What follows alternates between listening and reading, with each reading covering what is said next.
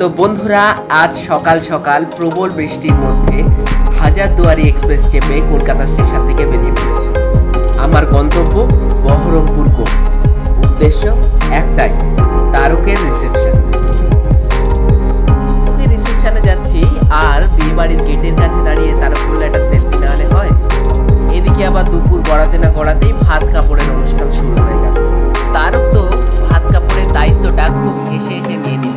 আর ঠিক তারকের বড়দা তখনই নতুন বউকে বলল, বৌমা তুমিও তারকের ভাত কাপড়ের দায়িত্ব নাও। এক অভিনব প্রয়াস, দুজনেই দুজনের দায়িত্ব নেওয়া। আর ঠিক তারপরেই ঘটে গেল সেই মুহূর্ত। প্রণাম করলো তারক। তারক তো লজ্জা পেয়ে গেছে। তারকের প্রতিভার কোনো অভাব নেই। এই গিটার বাজাচ্ছে তো এই আবার ঢোল করতাল, সবেতেই তারক পারদর্শী। কি অবলীলার সাথে এই কৃষ্ণ এলো বৃন্দাবনের গানে তারক করতাল বাজাচ্ছে, দেখে মনটা ভরে গেল। আহ, এই বিয়ে বাড়ির আসর যে এভাবেও মাতানো যায় সেটা তারকদের বাড়ি না এলে বুঝতেও পারতাম না। খুবই সুন্দর।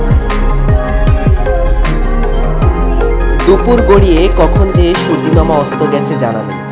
তারপর রাতের মায়াবী আলোয় দেখলাম তারক ও সোমার রিসেপশনের প্রধান গেট সাজানো হয়ে গেছে। হাত পাখা, কুলো, কাগজের ফুল আর কিছু এলইডি লাইট।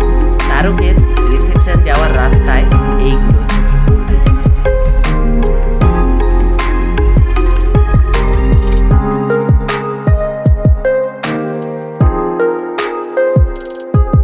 জুলাই, রাত 8:45।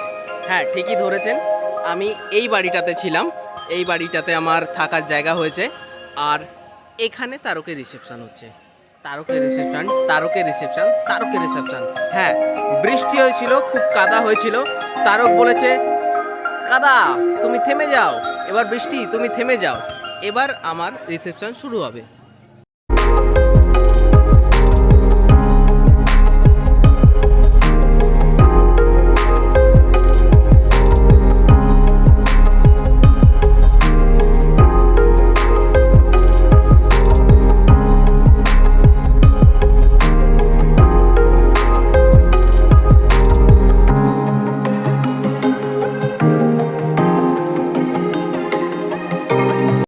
অনেকখানি পথ পেরিয়ে কাদা জল উপেক্ষা করে এসে পৌঁছালাম তারকের নতুন বউয়ের যেখানে বসার ব্যবস্থা করা হয়েছে।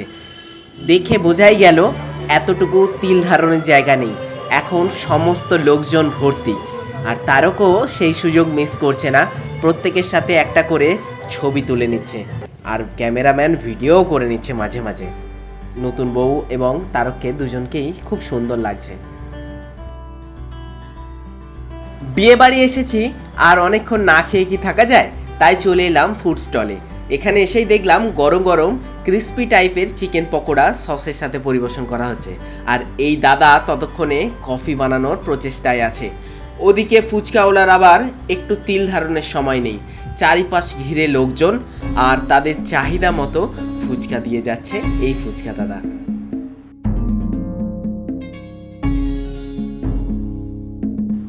এরপর চলে এলাম খাবার জায়গায়। প্রীতিভোজের আয়োজন যেখানে করা হয়েছে, পরিবেশনায় রমা ক্যাটারার।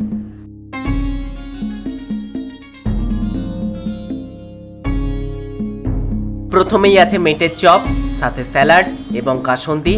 ঠিক তারপরেই থাকছে আমার অত্যন্ত প্রিয় ফ্রাইড রাইস আর এই রসালো চিলি চিকেন।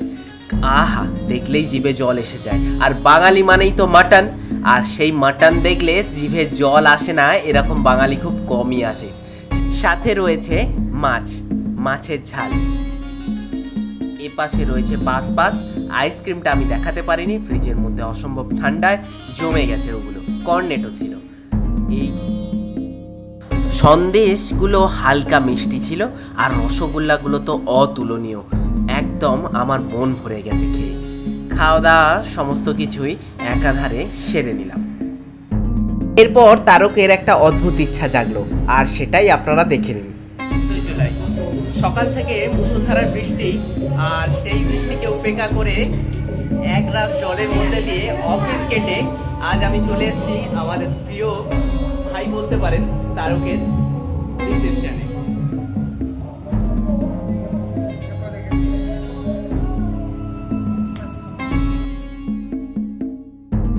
ভিডিওটি ভালো লাগলে অবশ্যই লাইক শেয়ার এবং সাবস্ক্রাইব করুন।